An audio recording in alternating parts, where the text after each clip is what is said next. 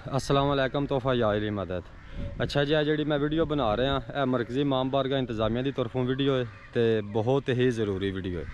मरकज़ी इमाम बारगाह इंतज़ामिया के मुताबिक जनाब उन्हों का कोई फेसबुक पेज नहीं है इमाम बारगाह के नाँ तो, ना ही इमाम बारगाह के नाँ तो कोई टिकटॉक ID है, ना यूट्यूब चैनल है।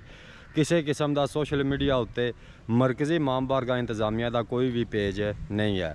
तो वीडियो बनाने का मकसद सिर्फ है ना कि जलूसे मामल करीब आ रहे हैं तो जिन्होंने भैन भरावां ने अपनी नज़रों न्याज भेजनी है मरकज़ी इमाम बारगाह मौजियां वाले विच ते वो जनाब डायरैक्ट मरकज़ी इमाम बारगाह इंतज़ामिया नाल रबता करके तुसी नज़रों न्याज अपनी भेज सकते हो तो रसीद है जी हासिल कर सकते हो।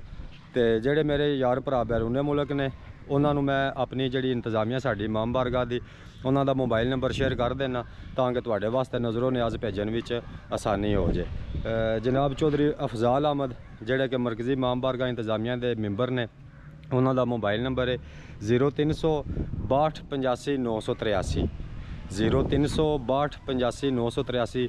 चौधरी अफजाल अहमद छुरे साहब का नंबर है जनाब। तुसी इन्हां दे नंबर उत्ते कॉल करके अपनी नज़रों न्याज जी भेज सकते हो। बकाया फेसबुक व्हाट्सएप टिकटॉक या किसी भी सोशल मीडिया प्लेटफार्म पर कोई बंदा तुहाडे नाल रबता करे तो वो टोटल फेक है। ऐसे नंबर पर तुसी कॉल करनी है, व्हाट्सएप भी ऐसे नंबर पर ही है, ऐसे नंबर पर कॉल करनी है तो तुसी अपनी नज़रों न्याज जी भेज सकते हो। मेहरबानी, शुक्रिया।